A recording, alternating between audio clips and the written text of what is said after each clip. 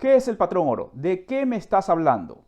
¿Eso qué tiene que ver en mi vida y en qué me afecta? Pues sí que tiene mucho que ver y hoy te lo diré. Muy pendiente que seguro no te lo explicaron antes. Continuamos con la serie El dinero y su evolución dentro del comercio. El episodio de hoy se titula El patrón oro. Será el penúltimo de esta serie, así que presten mucha atención hasta el final. Tendremos 5 palabras claves. Aquí vamos.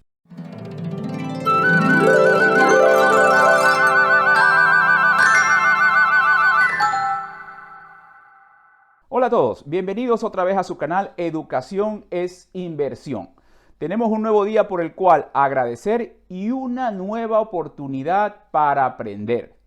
En el episodio anterior explicamos cómo fue aquella transición en que los bancos imprimían sus propias notas bancarias, que circulaban sin ninguna restricción. Luego pasó a ser el Banco de Inglaterra quien tomó esa función y exclusividad, junto con la responsabilidad de ser una institución de protección y aseguradora de los bancos privados o del sistema bancario, convirtiéndose en lo que hoy conocemos como los bancos centrales. Pero lo más importante, aunque no lo parezca, fue el hecho en que la gente empieza a usar estas notas bancarias en su diario vivir sin ninguna preocupación o curiosidad por entender si aquel papel que circula está correctamente regulado y soportado. De hecho, ese sentimiento se mantiene hasta el día de hoy. Usar dólares, euros, pesos es tan normal y nadie se preocupa de dónde salen y cuál es su verdadero valor. No sorprenderse, pues la naturaleza humana es así. Claro es que la naturaleza humana ha dado grandes saltos en el desarrollo y en cada uno siempre han existido tropiezos y catástrofes. El dinero o papel moneda también fue así. Recordemos que todo empezó cuando el trueque resultaba complicado e inútil cuando aumentaron las necesidades del ser humano. Luego, las civilizaciones en distintos continentes se fueron acostumbrando a usar conchitas, moneditas de oro, etc., hasta que llegamos al papel moneda, lo cual nos trajo nuevos desafíos. ¿Cómo se regula? ¿Cómo se controla? ¿Quién lo imprime? Todas esas preocupaciones fueron muy válidas. Pero aquí quiero dejarles 2 ideas que ustedes deben mantener para ser personas críticas. Conforme la civilización avanza, siempre habrán cambios y nos iremos adaptando. La diferencia está en nosotros mismos, o sea, 1, con qué velocidad nos adaptamos y 2, qué oportunidades encontramos en aquella adaptación. Es ahí donde nos separamos los que nos quedaremos arriba, o sea, los líderes de aquel proceso de cambio, y aquellos que se quedarán abajo o simplemente serán seguidores y recogerán lo poco que les toque. Les he hecho toda esta introducción, digamos que filosófica, porque hoy estamos viviendo otro gran cambio en el papel moneda, banco central, banca privada y gobiernos. Todos ellos tendrán que cambiar. Algunos ya lo están haciendo. Cambiarán hacia un nuevo sistema que desplazará casi por completo aquellos a los que estamos acostumbrados a usar. Me refiero a las criptomonedas, entre otras cosas. La verdadera digitalización de la moneda está actualmente en proceso. Fíjense que he dicho verdadera, porque en el siguiente episodio explicaré que desde hace mucho tiempo ya vivimos con dinero digital. Ahora, salgamos de la filosofía y volvamos a lo que nos enseñó la historia. ¿Recuerdan en el episodio 2 y 3 quiénes fueron los que introducen las notas bancarias y aquel concepto de prestar oro depositado en bóveda?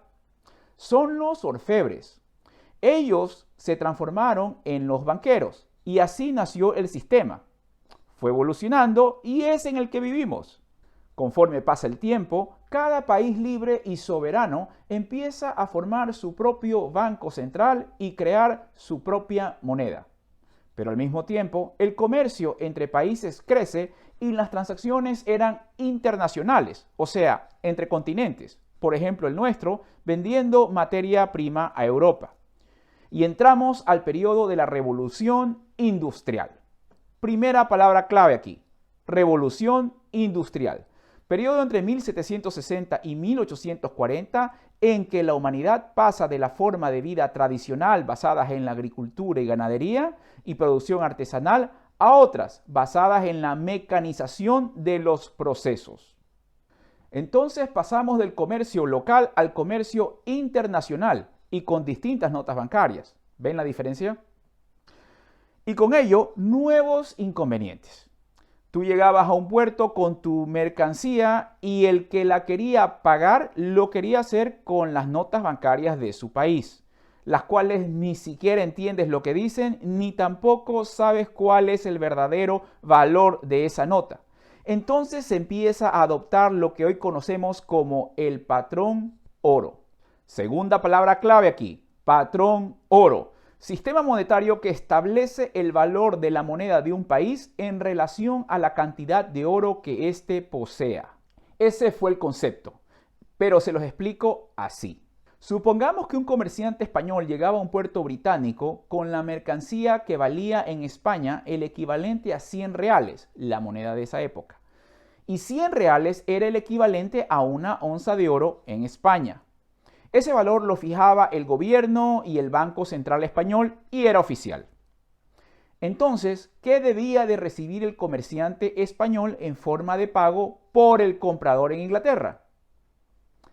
En Inglaterra, supongamos 10 libras esterlinas, moneda de Inglaterra, era el equivalente a una onza de oro. Nuevamente, ese valor lo fijaba el Banco Central y gobierno, por lo tanto, era oficial.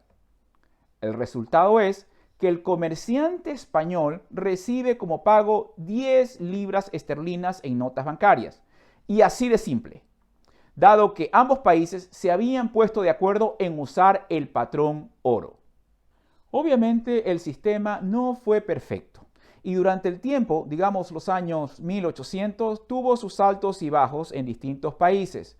Pero por ahora lo importante es entender los conceptos y no cada particular detalle, ¿ok? Y llega la Primera Guerra Mundial. Tercera palabra clave, Primera Guerra Mundial. Guerra entre las potencias tradicionales de la época, Francia, Reino Unido y Rusia, en contra de la alianza entre Alemania, Italia y Austria-Hungría, desde 1914 hasta 1918. La guerra trajo graves problemas al patrón oro y los países se vieron en la necesidad de imprimir casi ilimitadas cantidades de papel moneda para pagar las armas y gastos de guerra.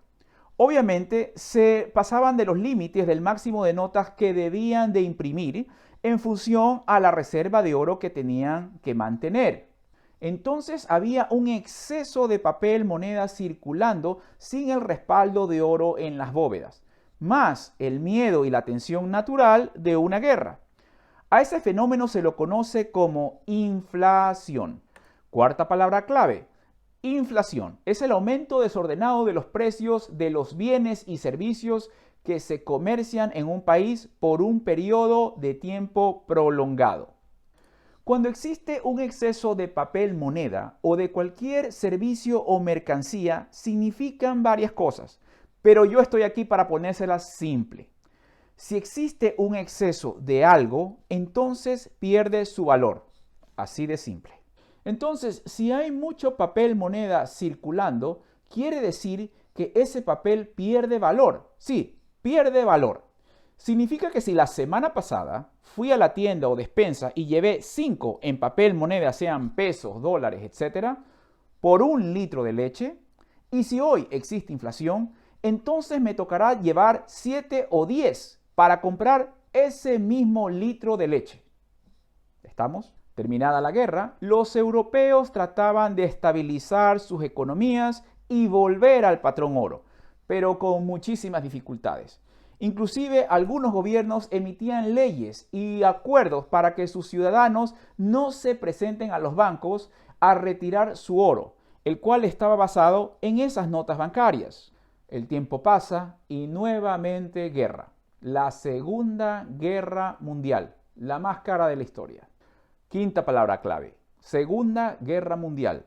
Conflicto armado durante 1939 y 1941 entre las potencias del eje, que eran Alemania, Italia y Japón, en contra de los aliados, Inglaterra, Francia y Unión Soviética.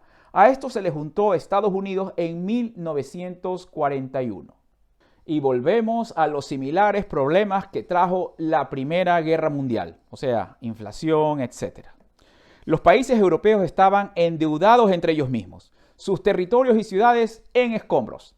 Además, Inglaterra le debía a Estados Unidos un montón de dinero, el cual tampoco podía pagar a menos que sus aliados también le paguen. Esto creó entre los gobiernos europeos una terrible inestabilidad política y económica. Entonces, ¿qué hacer para solucionar? ¿Cómo reparar las economías en una forma más eficiente? Revisemos. En aquel entonces, Estados Unidos estaba en una situación privilegiada. Ellos tenían la reserva de oro más grande y los países europeos le debían mucho dinero por todas las cosas que Estados Unidos les había vendido para sostener la guerra. Además, Estados Unidos seguía dentro del patrón oro. Entonces, ¿cuál sería la solución? El patrón dólar. Y hasta aquí el día de hoy con el patrón oro. El patrón dólar se los explicaré en el próximo episodio.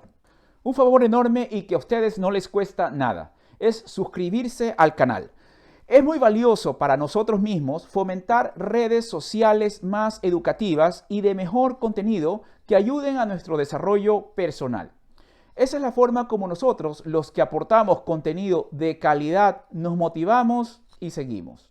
Cuéntame abajo en los comentarios qué te ha parecido esta serie que está a punto de terminar. Nos vemos en el capítulo final la próxima semana. Muy agradecido por tu atención. ¿Aprendiste algo hoy? Pues suscríbete. ¿Tienes algún pariente, amigo o vecino que quiera educarse? Comparte el video, que la educación sí vale la pena ser compartida.